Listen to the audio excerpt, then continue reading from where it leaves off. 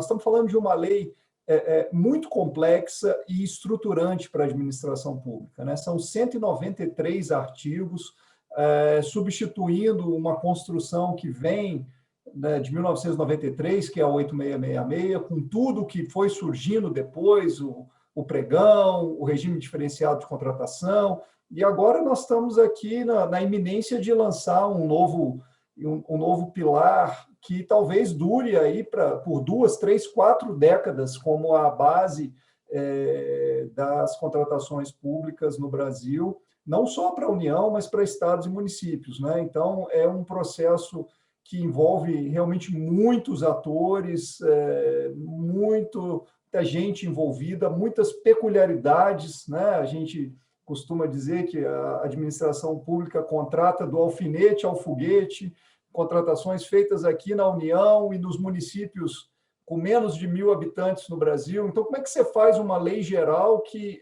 contemple toda essa diversidade de aspectos que ela precisa contemplar, sem engessar, né, e, ao mesmo tempo, garantindo ali os princípios que se quer, que é uma boa contratação pública? Eu tive o privilégio de participar desse processo em alguns momentos, aí, como o professor Vitor narrou, né?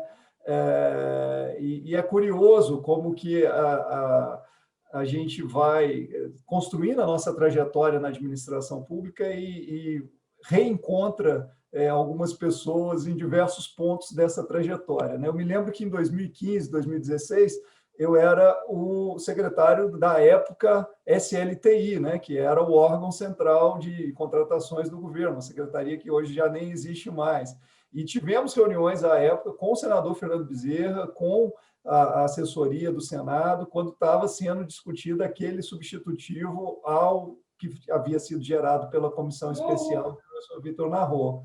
Depois, o processo foi aprovado, foi para a Câmara. Coincidentemente, em 2018, eu estava na Câmara dos Deputados e tive a oportunidade de participar ali das discussões. E aqui eu queria abrir um parênteses para fazer um registro, né? Nós temos muitos colegas que fazem parte dessa comunidade de contratações públicas no Brasil, que dedicam a sua vida profissional a esse tema, e que muito contribuíram com esse projeto, e alguns deles estão até aqui conosco. Mas eu queria citar e reconhecer aqui publicamente o trabalho de 2 colegas que são da consultoria da Câmara dos Deputados, que são o Rafael Amorim e a Débora Máfia, que assessoraram o relator, o deputado João Arruda, na época, na comissão especial da Câmara, e se cada um de nós aqui contribuiu para colocar um ou outro tijolinho nessa construção aí, os 2 foram fundamentais para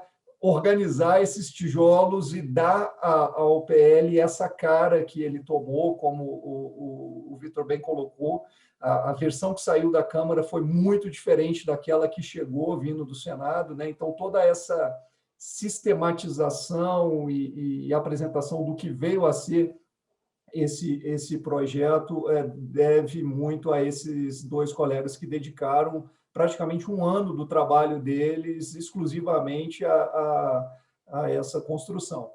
Aí o projeto volta para o Senado, eu volto para o governo, já num novo contexto, agora a Secretaria de Gestão herdando as atribuições de órgão central de logística, e a gente retoma o diálogo, e aí novamente um diálogo muito bom com o Senado. O senador Fernando Bezerra vem a ser o líder do governo no Senado, então a gente se reencontra, e a possibilidade, né, de sempre de uma pauta legislativa que é muito concorrida, né? Eu não sei se todos os colegas que estão aqui têm clareza disso, mas os projetos que viram lei, que passam por toda a tramitação legislativa, são aprovados na Câmara, no Senado, ou no Senado, na Câmara, e vão à sanção presidencial, é menos de 1% do total de projetos de lei que começam a tramitar nas 2 casas. Então, fazer com que a coisa ganhe prioridade dentro da agenda legislativa também requer uma articulação política muito grande.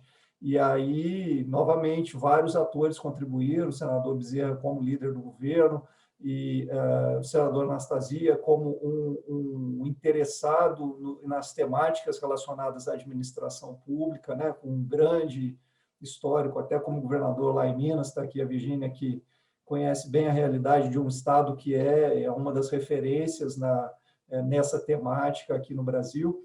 Enfim, a gente conseguiu fazer andar e estamos aí na boca do gol. Como o Vitor falou, acho que a expectativa nossa é que estamos muito próximo de votar essa redação final. Ele explicou bem o que aconteceu, né? Um projeto complexo como esse, ele precisa passar por esses ajustes de redação final, até para evitar alguma impropriedade, alguma inconsistência, mas é uma linha muito tênue, como ele bem colocou, que quem faz a redação final não pode alterar o dispositivo que foi aprovado pelos senadores. Afinal, eles têm a legitimidade, porque foram eleitos para isso, né? E aí, quando a gente pegou o texto, a gente ficou em dúvida em relação a alguns aspectos ali, se o sentido que estava sendo dado não poderia diferir daquilo que teria sido aprovado. Então, foi feita essa reunião na semana passada, né? Primeiro uma articulação para tirar de pauta, chamar uma reunião, e a reunião aconteceu na quinta-feira, envolvendo a assessoria da mesa do Senado, que trabalhou nessa redação final. O senador Anastasia estava pessoalmente lá com a assessoria dele e a nossa equipe aqui da Secretaria de Gestão, representando o governo. E ali, dos 14 dispositivos da lei que tinham sofrido alguma alteração nessa redação final, se combinou que 8 deles se voltaria à redação original, para não correr esse risco de alterar o que havia sido deliberado. Outros 6 se entendeu nesse grupo que a redação aperfeiçoava sem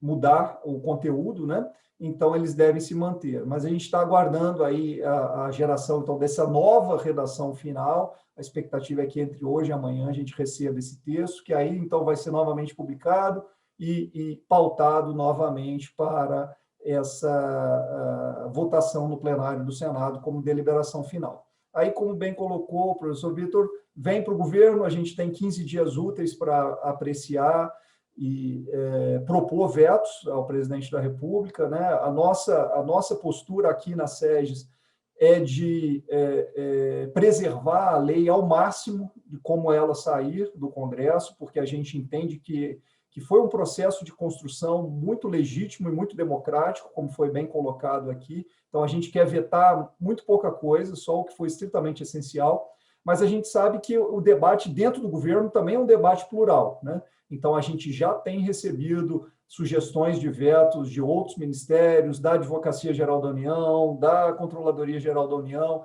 e aí nós vamos ter que fazer um debate dentro do governo e a decisão final é do presidente do que ele vai vetar ou não.